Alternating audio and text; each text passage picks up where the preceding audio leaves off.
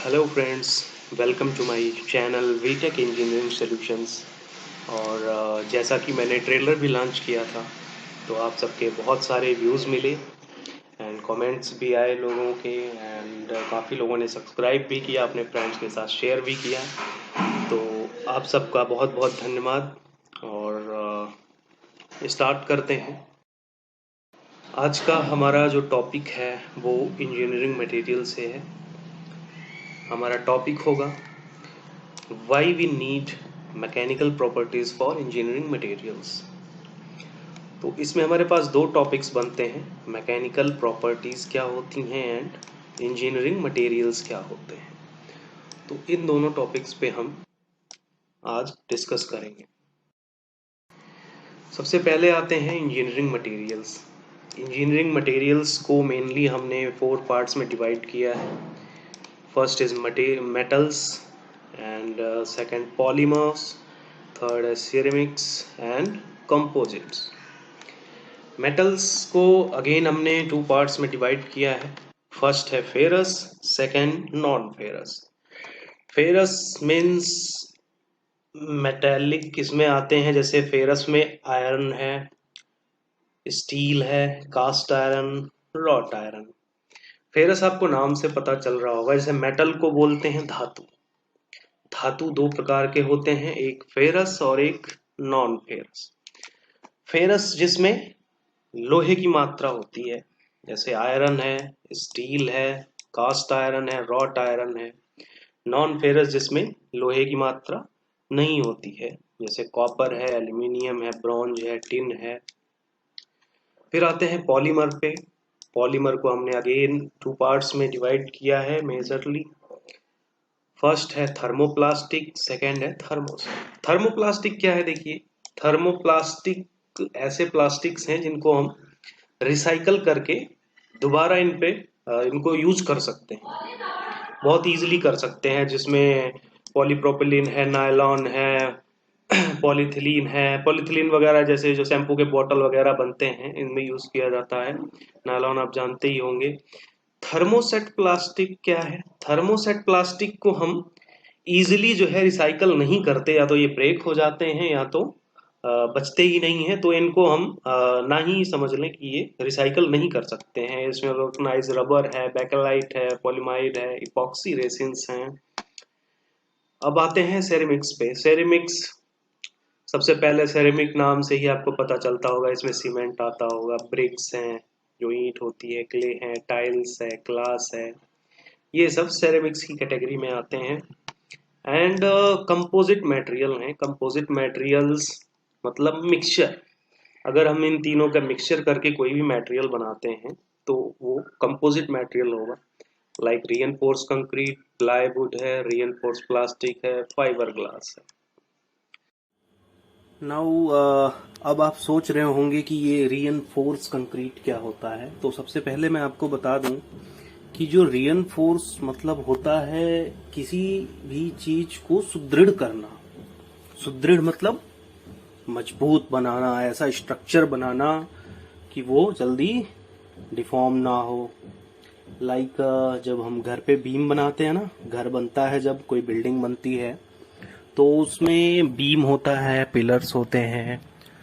तो आपने देखा होगा कि बीम और पिलर जो बनते हैं उनमें क्या होता है, सरिया होता है, जो लोहा होता है, जो हमारा फेरस का एक कैटेगरी है। आयरन, आयरन में फेरस जो है उस कैटेगरी में आता है। तो उसका हम एक जाल सा बनाते हैं और फिर उसमें सीमेंट और बालू का जो मिक्सचर होता है या कंक्रीट होता है, जो भी हम उसके अंदर डालते हैं, तो वो एक पिलर की या बीम की सुदृढ़ता का काम करता है।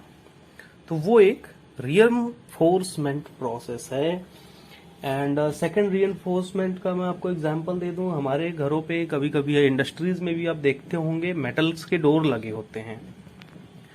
तो मेटल्स के डोर जनरली एक सिंपल सीट होती है, फ्रंट पे लगी रहती है, बट आपने गौर किया होगा उसके चारों तरफ एमएस के एंगल लगे हुए होते हैं और बैक साइड में पीछे से स्ट्रिप्स लगी होती हैं। ये किस लिए होती हैं? ताकि वो डोर सुदृढ़ हो। तो ये चीज़ें होती हैं। कुछ प्लास्टिक्स के भी आइटम्स होते हैं, ज़रूरी नहीं है कि मेटल या बिल्डिंग से रिलेटेड ही आइटम्स हैं, कुछ प्लास्टिक्स के भी आइटम्स हैं। जैसे बच्चों की साइकिल आप देखते होंगे तो उसमें जो रिम होती है प्लास्टिक की, उसमें भी अंदर जो है लोहे का स्ट्रक्चर होता है, उसी शेप में पतला पतला, वो क्या करता है, उसको सुदृढ़ करता है। तो ये प्रोसेस रीइंफोर्समेंट कहलाता है। और जैसा कि आप पिक में देख रहे हैं, आयरन के कुछ एग्जाम्पल्स हैं, लाइक ब्रिज है।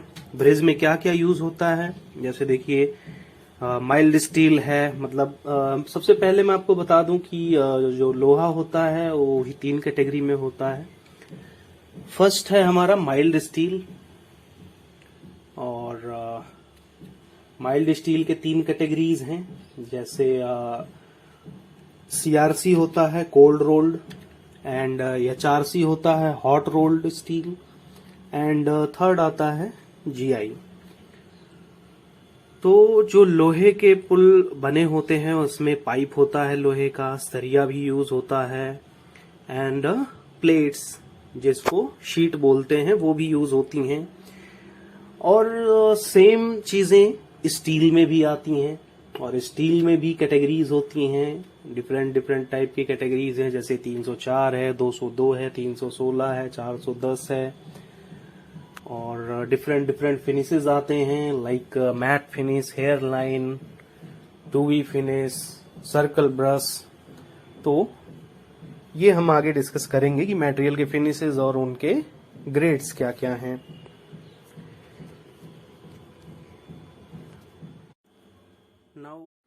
और अब हम थोड़ा सा ओवरव्यू कर लेते हैं मैकेनिकल प्रॉपर्टीज का। जैसा हमने ट्रेलर में भी आपको दिखाया था कि मैकेनिकल प्रॉपर्टीज कौन कौन सी हैं, like strength, elasticity, plasticity, flexibility, ductility, malleability, machinability, stiffness, toughness, resilience, hardness, brittleness, creep and fatigue.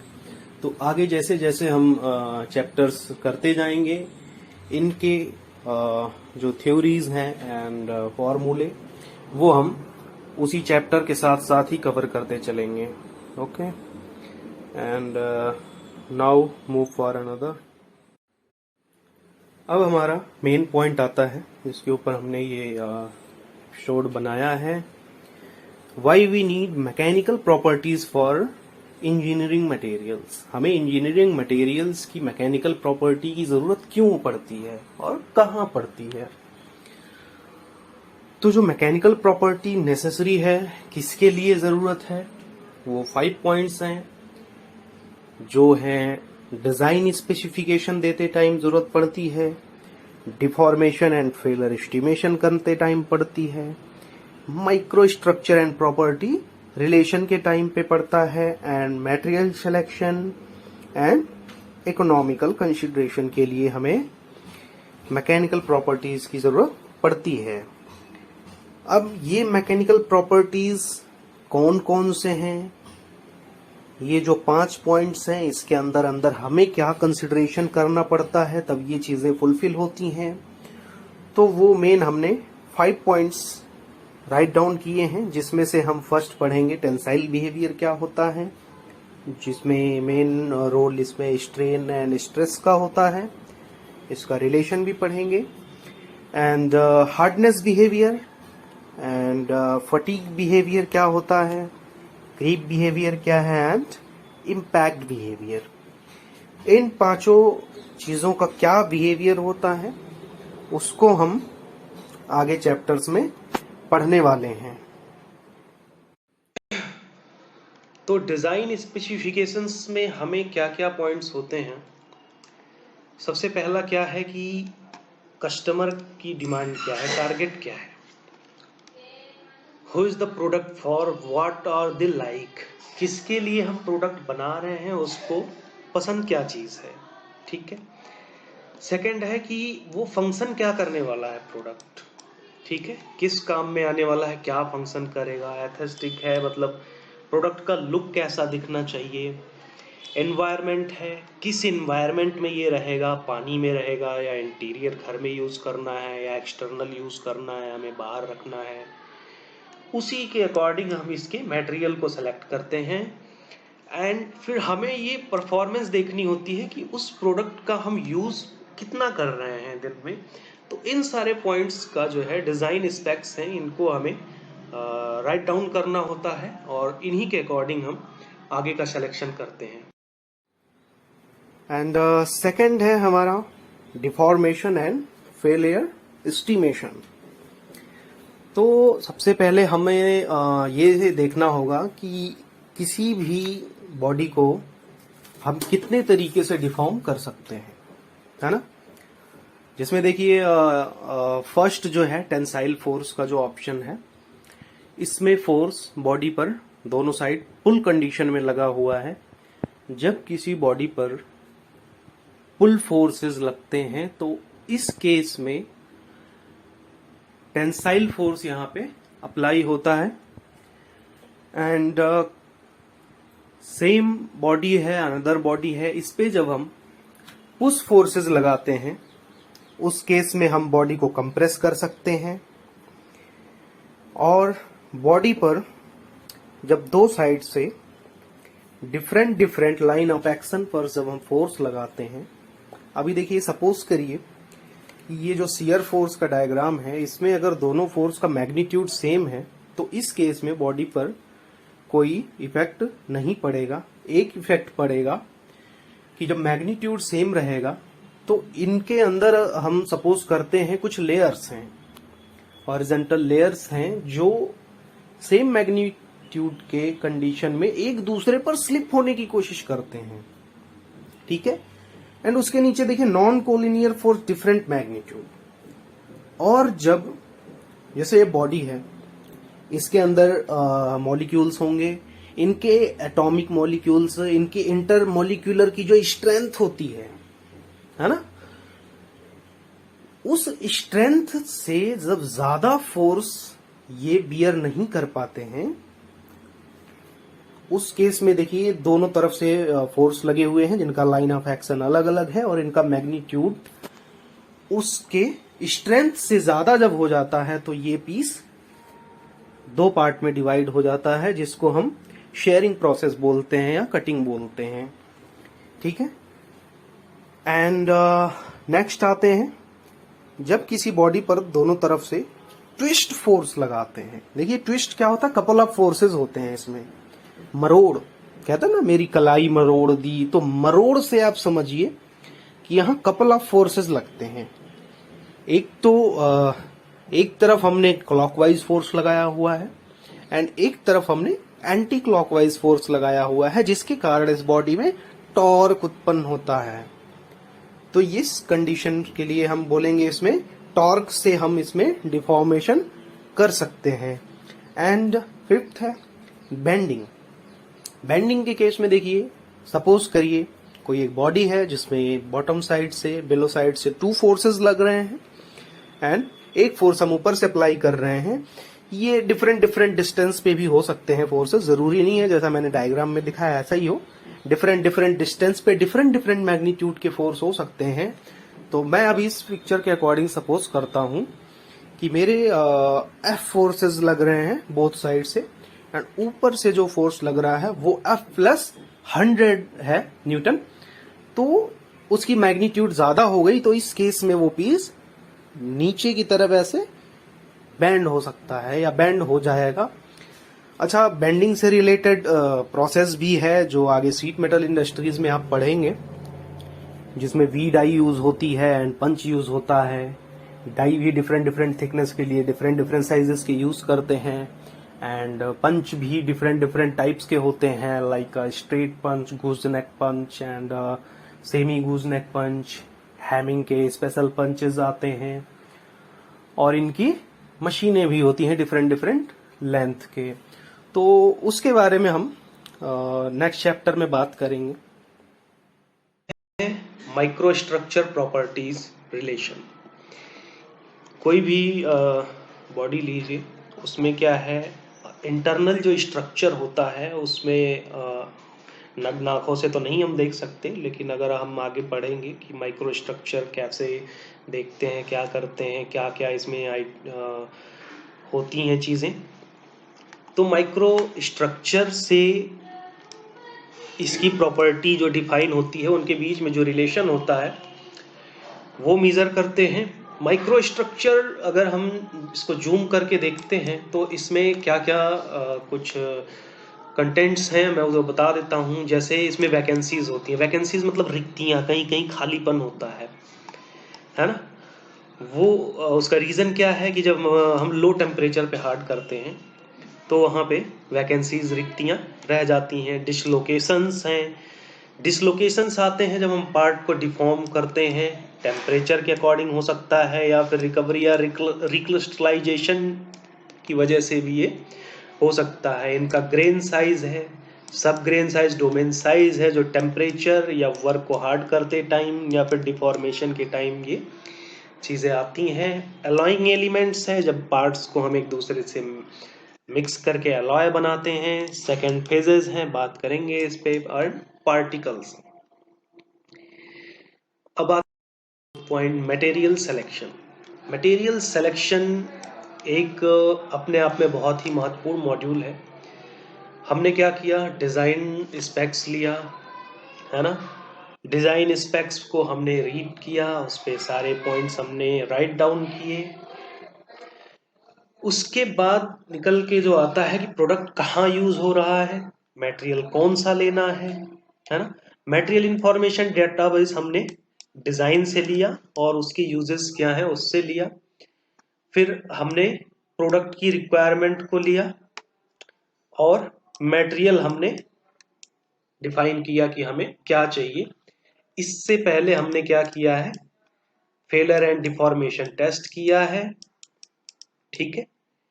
उससे जो रिजल्ट्स आए, अगर मटेरियल ठीक है तो देन ओके प्रोसीड करते हैं, अगर नहीं ठीक है तो हम डिफरेंट मटेरियल लेते हैं और जो भी मटेरियल हमारे प्रोडक्ट के लिए फिट बैठता है फिर हम वो आगे स्पेक्स दे देते हैं।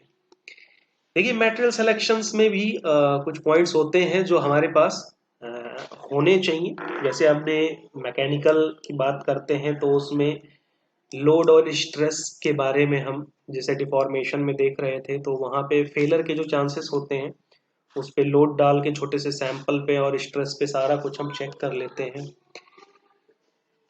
मटेरियल का सस्केप्टेबल अलॉय क्या है वो होना चाहिए। इन्वायरमेंट से रिलेटेड क्या होना चाहिए हमें कि जैसे सपोज करते हैं कोई प्रोडक्ट है, जनरेटर है, उसकी कैनोपी जो है वो हमेशा बाहर रहती है, तो अगर वो पानी से रिलेट करता है या पीएसएस पैनल बनाते हैं, पोर्टेबल सब स्टेशंस वगैरह, तो वो भी इलेक्ट्रिकल आइटम्स बाहर रहते हैं। तो जनरली हम गैल्वेनाइज्ड स्टील में बनाते हैं ताकि उसमें जल्दी से कोर्जन ना हो। तो ये इन्वायरमेंटल कंडीशन जो है वो मटेरियल को सिलेक्शन करने में मदद करती है। इकोनॉमिकल कंसिडरेशन क्या होता है, पहला और सबसे मोस्ट क्या है कि प्रोडक्ट इकोनॉमिक होना चाहिए, ठीक है। इकोनॉमिकल कंडीशन है मतलब प्रोडक्ट किफ़ायती होना चाहिए। बेसिकली इकोनॉमिकल सेंस का मतलब है प्रोडक्ट किफ़ायती होना चाहिए, ठीक है। Price of product must be attractive to customers. हमने बहुत सारे टेस्ट किए, मटेरियल सेलेक्ट किया, डिज़ाइन स्पेक्स लिए, हमारे पास बहुत ही अच्छा मटेरियल सिलेक्शन हो गया। बट जब हम मटेरियल मार्केट में बेच रहे हैं, मतलब प्रोडक्ट जब बेचेंगे, तो उस केस में इकोनॉमिक होना बहुत ज़रूरी है। नहीं तो बहुत सारे केसेस ऐसे होते हैं कि प्रोडक्ट बहुत अच्छा है बस कॉस्ट बहुत हाई फाई है, तो उस केस में भी प्रोडक्ट फेल हो जाता है या कम बिकता है। तो किफ़ायती भी होना चाहिए, साथ साथ अट्रैक्टिव होना चाहिए, मतलब एस्थेटिक बहुत ही अच्छा होना चाहिए। और ये कंपनी को भी एक सस्टेनेबल प्रॉफिट ऑफ कंपनी को भी फायदा होना चाहिए उसमें। ऐसा नहीं कि हम 10 रुपए का मटेरियल बनाया 11 रुपए में बेचा, हमारा जो है ये रेगुलेटरी कंप्लायंस वगैरह है, इनको लेके लेबर कॉस्ट, इंश्योरेंस, प्रॉफिट, ये सारी चीजें लेकर हमारा जो है मटेरियल का कोई भी बेनिफिट नहीं हो रहा है। तो मेक श्योर कि ये सारी चीजें होनी चाहिए। और सबसे मोस्ट इम्पॉर्टेंट चीज़ क्या है जो प्रोडक्शन के टाइम और सेल के टाइम पे भी काम आता है, जैसे टू मिनिमाइज प्रोडक्ट कॉस्ट। उसके लिए हमारे पास बहुत सारे पॉइंट्स हैं। ये कौन करता है?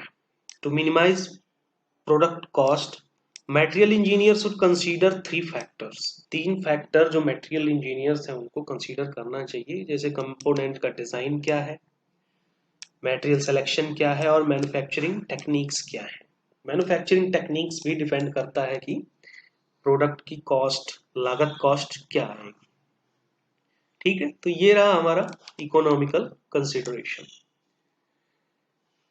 अब हम आते हैं टेंसाइल हमारा बिहेवियर। टेंसाइल बिहेवियर हमने बात किया था कि हमारे 6 पॉइंट ऐसे हैं जो कि हमें इन कंसिडरेशन को करने के लिए मैकेनिकल बिहेवियर्स को हमें जानना बहुत ज़रूरी होता है, जिसमें से हमारा फर्स्ट है टेंसाइल बिहेवियर।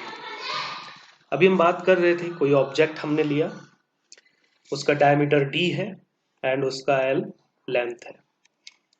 इस पे हम पुल फोर्स लगाते हैं, पुल करते हैं इसको, तो इस केस में जो डिफॉर्मेशन होगा, जब हम किसी ऑब्जेक्ट को पुल कर रहे हैं तो सबसे पहले इसकी लेंथ थी l और डायमीटर d थी। जब पुल करेंगे इसको तो इसकी जो लेंथ है वो इतनी बढ़ जाएगी और ये बढ़ी हुई लेंथ हम लिखते हैं डेल्टा l। अब इसकी लंबाई हो गई l प्लस डेल्टा l। जब इसकी लंबाई बढ़ेगी तो इसका डायमीटर कम होगा। पहले d था, अब इसमें ये जो माइनस डेल d है, अब इसका डायमीटर देखेंगे आप, ये कम हो गया। ठीक है, अब जो ये एलोंगेशन हुआ है पार्ट में, इसी इलोंगेशन को हम स्ट्रेन बोलते हैं कि बॉडी में स्ट्रेन हुआ है। ठीक है, और ये जो पुल फोर्स है इसको, इसके अकॉर्डिंग जो चेंज हुआ है पुल के लिए, ये कंडीशन है हमारा टेंसाइल फोर्स। इस केस में टेंसाइल फोर्स लग रहा है। सेम आता है कंप्रेस का। पहले की जो बॉडी का डायमीटर d था, हमने इस पे पुश किया फोर्स दोनों तरफ से, जो कि कंप्रेसिव फोर्स आते हैं। इस केस में क्या होगा, इसका डायमीटर जो है चेंज हो जाएगा और ये डायमीटर प्लस हो जाएगा, बट इसकी लेंथ कम हो जाएगी। पहले l थी, अभी डेल्टा l, इसमें से हमने ये जो डेल्टा l यहाँ से थोड़ा सा कम होगा। अगर दोनों तरफ से लगा रहे हैं तो थोड़ा सा इधर से भी कम हो सकता है, तो ये डेल्टा l यहाँ से लंबाई कम हो जाएगी। अच्छा, जब हम किसी ऑब्जेक्ट पे फोर्स लगाते हैं, जैसे पुल फोर्स लगाते हैं, तो अगर मैं इसके अंदर 2 प्लेन सपोज करता हूँ, एक प्लेन ये है, दूसरा प्लेन ये है, ये ए प्लेन है, ये बी प्लेन है।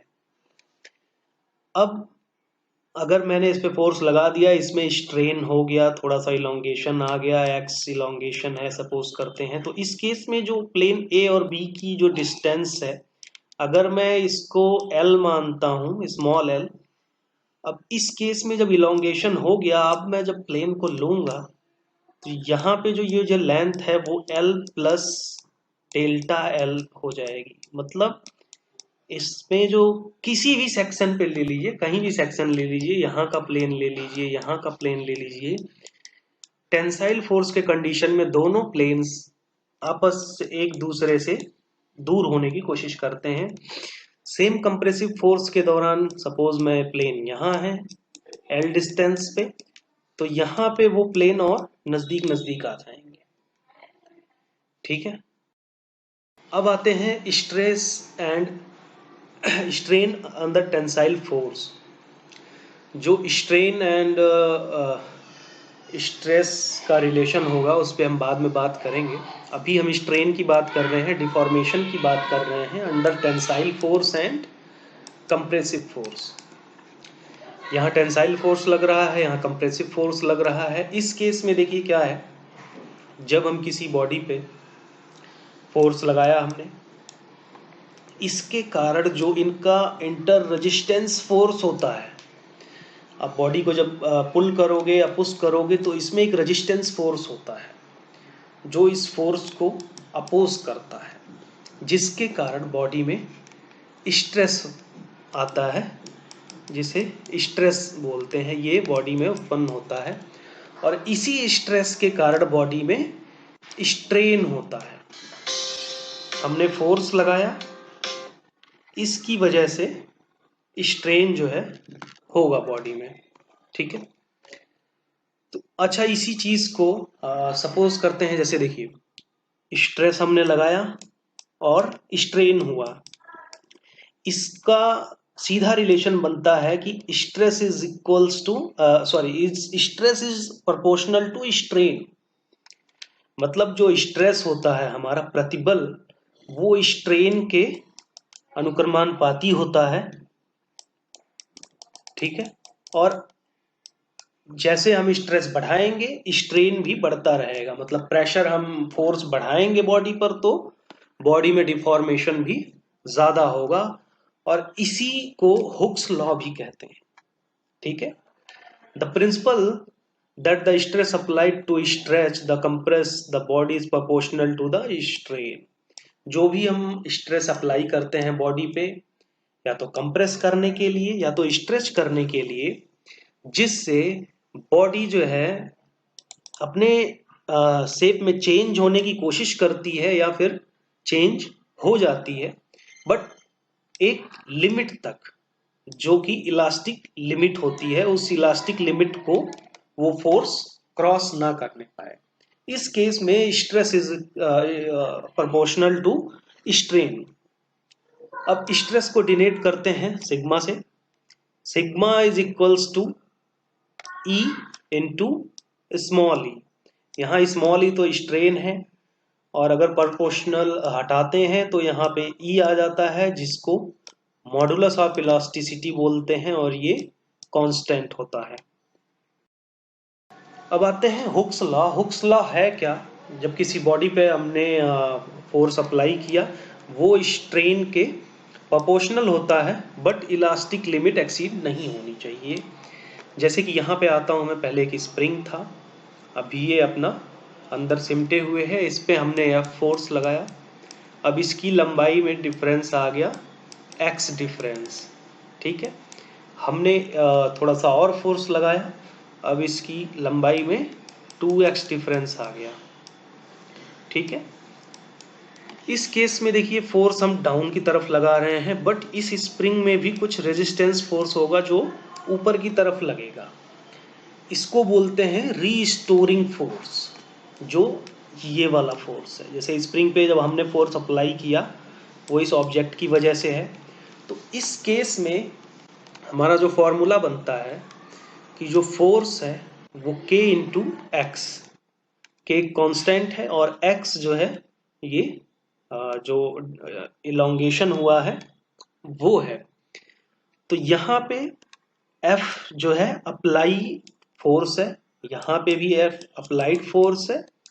तो अप्लाइड फोर्स की कंडीशन में हम लिखते हैं directly F equal to kx, but जब हम ये फोर्स हटा लेते हैं तो यही जस्ट सेम इसका फोर्स, सेम मैग्नीट्यूड का फोर्स इसे रिस्टोर करता है। उस केस में हम यहाँ पे फॉर्मूले में -kx लगाते हैं, तो ये रीस्टोरिंग फोर्स हो गया। देखिए स्ट्रेस प्रोपोर्शनल टू स्ट्रेन।